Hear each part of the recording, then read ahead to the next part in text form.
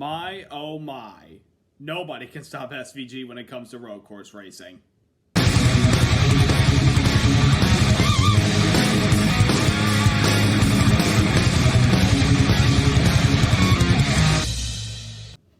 Hey there, race fans. It's Race Day Top 5 with me, Frank 5. Sonoma Raceway, right in the middle of wine country, where the finest people get to go there and taste their delicious and tasty wine. But this weekend, it was all about racing in wine country on the 11-turn, 12-turn track that is Sonoma. This track provides a lot of twists and turns with elevation going up the hill, then down the hill, and then a U-turn all the way back to the start-finish line. And on a track that's been very hot and slick in the summertime, especially this time of year, it can provide a lot of challenges for a lot of drivers when it comes to track position and managing tires. But one guy, of course, we all know, cannot be stopped at these road course races, and it seemed like nothing was going to stop him at all this weekend. Let's get into all that happened in Sonoma. Number 1, SVG dominates again. Shane Van Gisbergen is on a roll, folks, winning 3 out of the last 5 races on road or street course type racetracks as he won this weekend's Toyota Save Mart 350 at Sonoma, beating out Chase Briscoe, Chase Elliott, Michael McDowell, and Christopher Bell from the victory. SVG was so strong all weekend long. I mean, what else is there to say? It was good in practice, started on the pole, led the most laps, won the stage, won the race. And this is his first time in this racetrack in a Cup car, not a NASCAR car in general. He ran Xfinity last year where he won, and he had a great battle on Saturday with Connor Zilisch, but unfortunately he fell just a little short of Zilisch, but it was a great battle nonetheless on Saturday. That was worth the price of admission for anybody that went, and for anybody watching at home, that finish was outstanding between those two battling it out for the win. But yesterday, the 88 car of SVG with the Red Bull colors on his car, it was just nigh unstoppable. That 88 car, despite a couple of challenges, a couple of laps into a restart, he had really good long run pace and could outpace everybody else behind him. And what his performance has shown on this type of track, his first time here in a Cup car, goes to show that the rest of the competition, unfortunately, must step up their game. Because what this guy has done, a couple years ago, nobody knew who this guy was when he came to NASCAR in the streets of Chicago and won the inaugural street course race. After that race, people started to know who he really was. Then he started to get more into NASCAR. He got into the Xfinity Series full-time last year, ran a couple Cup races, and now he's a full-time Cup driver, and he's won 3 out of our 4 road course races that we've run this year. Oh, by the way, we've got 2 more to go. One is a couple of races from now, and one is in the playoffs. And this type of racing suits SVG. For a guy that's still trying to figure out how to run the oval tracks, he is certainly getting the job done when it comes to road courses. And you got to tip your cap as well to his crew chief, Stephen Doran, who has put together some very fast hot rods for him when it comes to these road courses. Now, this weekend, SVG admitted that the track, as hot and slick as it was, he didn't really have good balance with the car on Friday, despite the speed being there. But I felt like he's still going to be the guy to beat regardless, even though there were times where some other guys thought they could have gotten him on the restart, but it just couldn't do it at all. That 88 car just absolutely was nailing everything on the racetrack when it comes to how he brakes going into the corner, timing his braking, and drive off. The guy, and managing his tires. He's just so good at this type of racing. And he's just continuing to carry some momentum. He now, with this win and the stage win, has the 3rd most playoff points out of all the guys that are locked in the playoffs right now. I think, to my knowledge, there are 5 guys that have double-digit playoff points entering these playoffs, and SVG is one of these guys with the 3 wins that he's accumulated and the stage wins. It's unbelievable what this guy has done, and he's only a rookie, and yes, he's still trying to figure out the ovals, but road courses are his forte. The big question is, can he keep all these playoff points that he's got right now and carry him through the round of 16 before he can get to the round of 12 where the Charlotte Roval is? That remains to be seen, and you need to improve on some of those ovals, and some of these tracks he's going to for the 2nd time, Darlington and Bristol. Gateway, however, he's never been there before, so it's going to be a little bit of a challenge for him, but he's certainly shown that right now he is the best road course racer in NASCAR, even though there are other guys that have had their success in the past. Right now, SVG is the man when it comes to road course racing. So, big tip of the cap to him and the 88 team yesterday. And it was cool to also see the Red Bull colors back in Victory Lane in a Cup car. It's been a long time since we saw Red Bull in Victory Lane as the sponsor of a car winning the race. And the last time that happened was Casey Kane for the old Red Bull Racing team back in 2011 in their next to last race. If y'all remember, Red Bull Racing was closing doors after 2011 so they could focus on other ventures, including their Formula One team. Casey Kane was able to win, give them their last win as an organization with the Red Bull sponsorship in 2011 at the Phoenix Raceway. And yesterday, SVG returns the Red Bull colors to victory lane, and we'll see if he's got another one up his sleeve. So once again, a big congratulations to Shane Van Gisbergen and the 88 team dominating Sonoma. Number 2, 2 chases isn't enough. 2 chases tried their best to catch and pass Shane Van Gisbergen for the win yesterday, but couldn't do it. Chase Briscoe, who started on the front row with a runner-up finish, and Chase Elliott coming home in the final podium spot in 3rd place. Starting first with Chase Briscoe, what a great performance. As much as you want to give SVG his flowers for yesterday's performance and the way he handled the competition, which he definitely deserves, I want to give my praise to Chase Briscoe because this is his worst road course track. He said, I do not like this track. I have had a tough time around this track going back to my rookie time at Stewart Haas Racing. I could never get the hang of this track, says Chase Briscoe.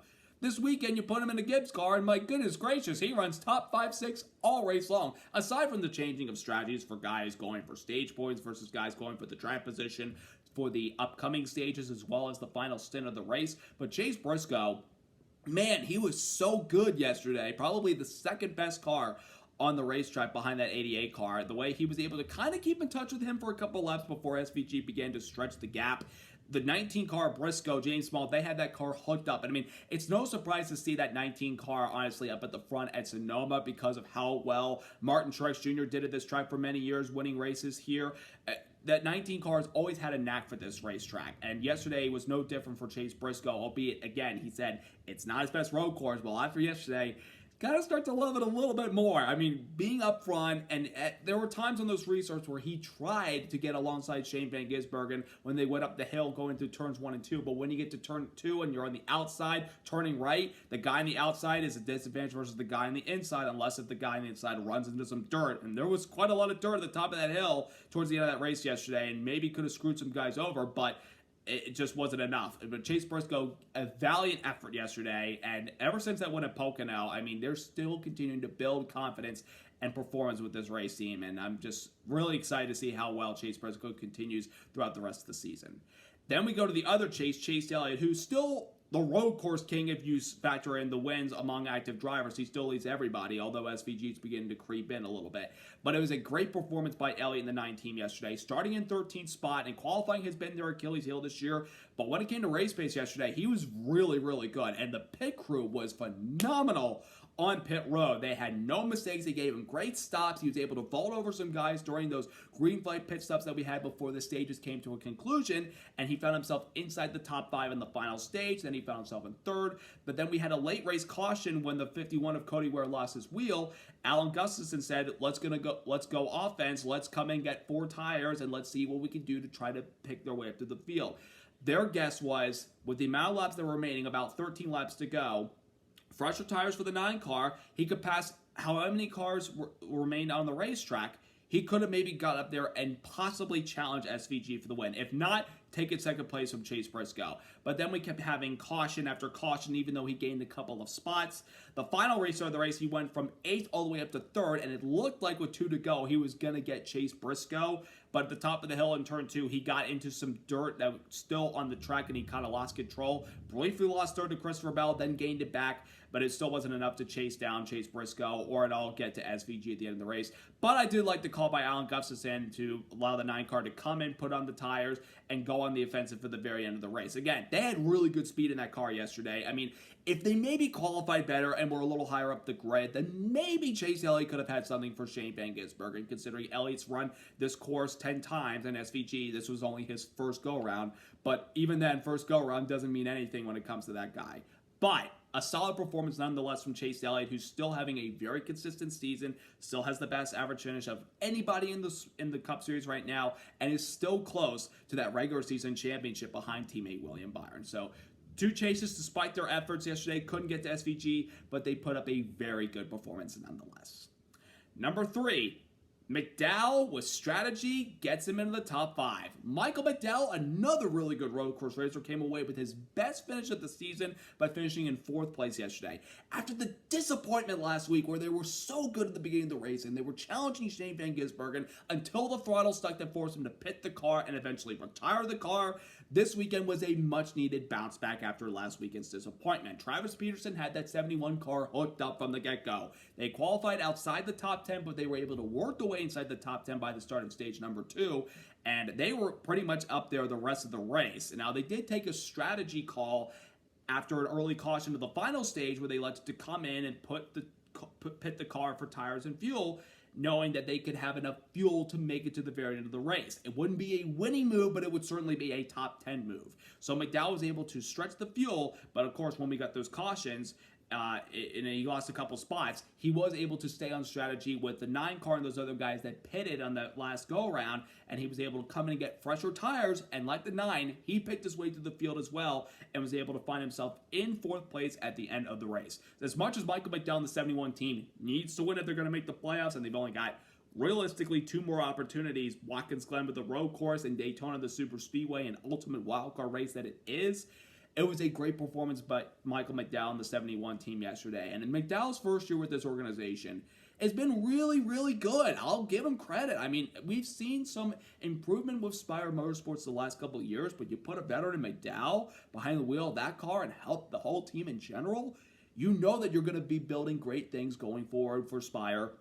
When you got a guy who, of course, has won a Daytona 500 and has won a road course before. And he certainly showed that yesterday with his performance and the speed he brought. I mean, again, it's going to take a win for McDowell to make the playoffs, but his first year with Spire, I'd say it's been a really, really solid season. And yesterday's performance showcases that.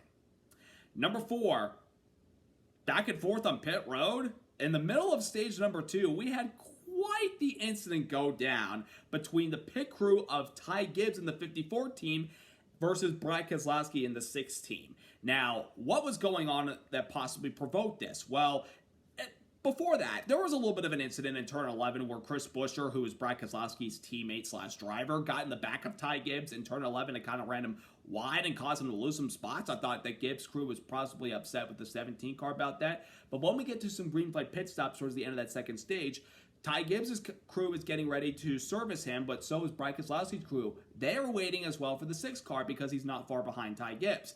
Well, when Ty Gibbs is coming in, Brad Keselowski, one of his crew members, the tire carrier and changer, is standing in the middle of the pit box waiting for his car, and just as Ty Gibbs is coming in, he nearly clipped the tire carrier that's standing there in the middle of the pit box. So the Gibbs crew goes to work on their car, then Brad Keselowski's crew, they go service their car, the Castrol team, and after they're done changing their tires, that tire carrier that nearly got clipped went right into Ty Gibbs' pit box and say, "What is your driver's problem?"